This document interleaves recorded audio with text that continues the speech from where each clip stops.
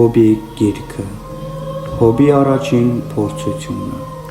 Ավսիտ աշխարհում Հոբ անունով մի մարդ կար,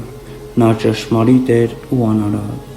արդար էր ու աստվածաբար, հեռու ամեն տեսակի չար գործերից, նա 7 տղա ու 3 դուստր ունեցավ,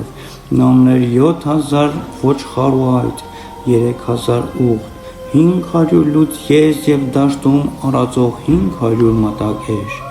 ուներ նաև բազմաթիվ ծառաներ,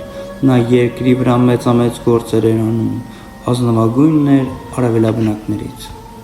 Նրա որդիները հաճախ էին հավաքվում միասին, իրենց հետ վերցնելով նաև իրենց 3 քույրերին, խրախճանքներ էին սարքում,